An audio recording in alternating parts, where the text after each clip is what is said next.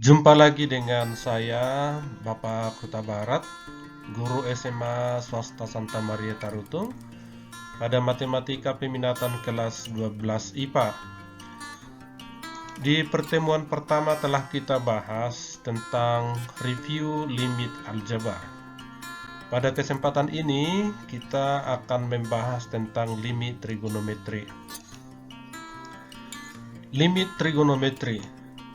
Yang pertama adalah limit X mendekati A dari fungsi fx, di mana fungsi fx di sini berupa trigonometri. Sebelum kita masuk limit trigonometri, ada baiknya kita tahu dulu rumus-rumus dasarnya, guys. Apa saja rumus-rumus dasarnya itu? Yang pertama adalah limit x mendekati 0 dari sin x per x, atau ini sama dengan limit x mendekati 0 dari x per sin x. Kalau ini tadi trigonometri yang di pembilang, sekarang trigonometri letaknya di penyebut. Nilainya ini tetap 1. Artinya limit x mendekati 0 dari sin x per x dan limit x mendekati 0 dari x per sin x, nilainya ini sama, yaitu 1, ini juga 1. Kemudian yang kedua adalah limit x mendekati 0 dari tangen x per x, atau ini sama dengan limit x mendekati 0 dari x per tangen x, sama dengan 1. Nah, ini guys, ya rumus-rumus dasarnya. Mungkin ada yang bertanya, cos itu di mana? Ya, nanti akan kita bahas. Di samping itu, kita juga perlu tahu rumus-rumus pengembangan dari limit trigonometri. Yang pertama adalah limit x mendekati 0 dari sin ax per bx. A di sini adalah sesuatu angka dan B juga adalah sesuatu angka. Ini sama saja limit x mendekati 0 dari ax per sin bx. Hasilnya adalah a per b. Jadi kita ambil hanya konstantanya saja. Kemudian rumus yang kedua adalah limit x mendekati 0 dari tan ax per bx. Itu akan sama dengan limit x mendekati 0 dari ax per bx. Hasilnya tetap kita ambil konstantanya saja, yaitu a per b. Atau ada juga limit pengembangannya, limit x mendekati 0 dari sin ax per bx. Ini akan sama dengan limit x mendekati 0 dari tan ax per bx. Hasilnya juga adalah a per b. Yang kita ambil juga adalah konstantannya. Di buku-buku yang lain mungkin masih ada rumus-rumus pengembangan, tapi nanti akan kita munculkan seiring dengan pembahasan soal-soal.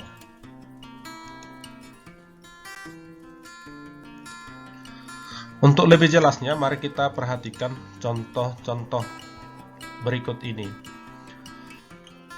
1. Limit x mendekati 0 dari sin 4x per 3x, ya. Ini sama aja dengan rumus kita tadi, guys, ya. Sin ax per bx, hasilnya ya kita ambil hanya konstantannya saja. Ya, jadi 4 per 3 hasilnya. Tidak menantang ya. Oke, next. Soal nomor 2. Limit x mendekati 0 dari sin x per 5x, hasilnya adalah 1 per 5. Kita juga ambil hanya konstantannya saja. Di sini kan sama aja 1x, cuman tidak ditulis, ya, per 5x. Jadi kita ambil konstantannya saja, yaitu 1 per 5. Oke, baik.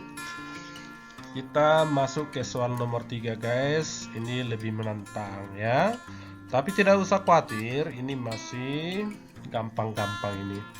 Kelihatan seram saja, ya. Coba kita lihat dulu, limit x mendekati 0 dari 2x dikali sin kuadrat 3x dibagi oleh tangen kuadrat 5x dikali sin 2x. Kita akan bahas di slide selanjutnya. Next.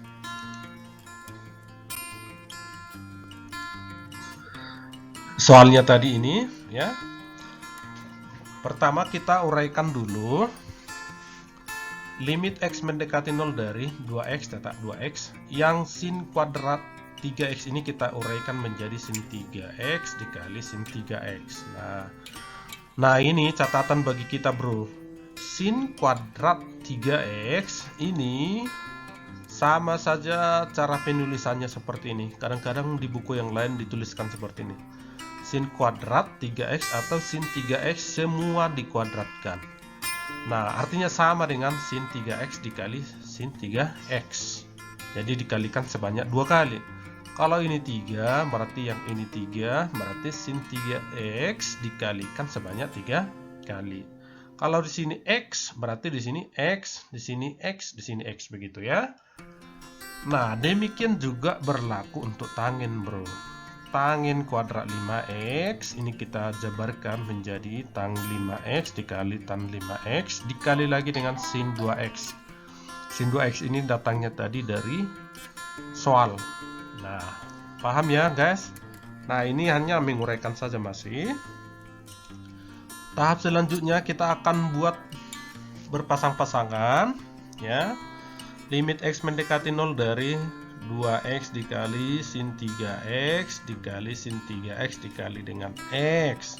Nah, mungkin ada yang bertanya dari mana X ini ya begitu. Nah, kita perhatikan dari sini 2X per tan 5X ini kan sudah satu pasang ya. Kemudian ini juga sudah satu pasang. Nih sesuai dengan konsep rumusnya tadi bro. Nah, ini kan nggak ada di rumus kita ya, sin per sin nggak ada.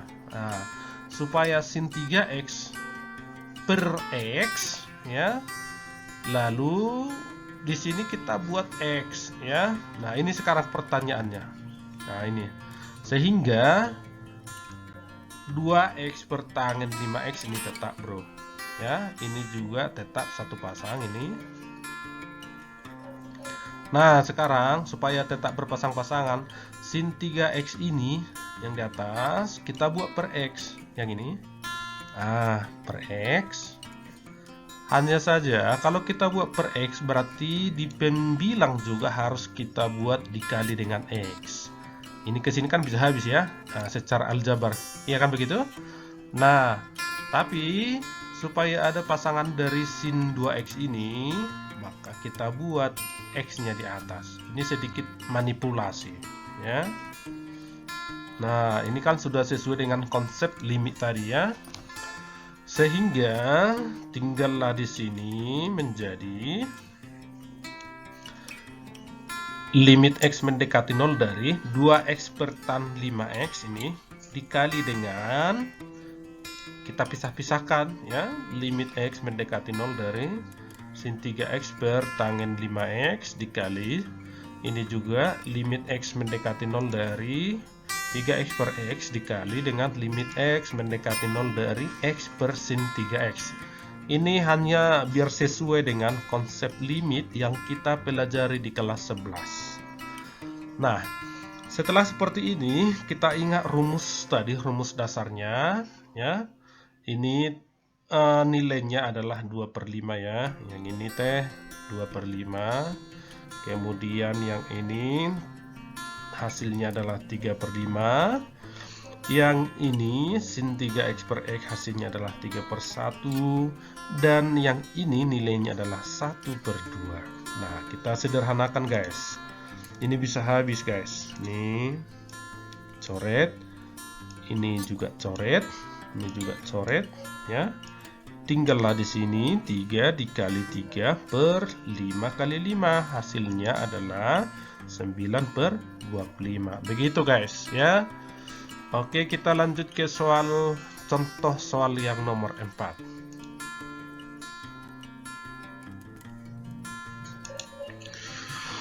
Ini semakin bervariasi ya. Nah, ini sudah dimunculkan cos. Oke, bagaimana ya cara menyelesaikannya ini? Limit X mendekati 0 dari kosinus 2X dikurang 1 dibagi dengan 4X kuadrat ya. Pertama, yang cos ini selalu kita ubah ke dalam rumus rangkap ya. Ingat kembali rumus rangkap yang dipelajari di kelas 11 ya. Kita munculkan dulu rumus rangkapnya. Nah, ini guys. Nah, jadi setiap ada cos, lihat ini. Ini rumus-rumus rangkap yang barangkali sudah kalian pahami di kelas 11.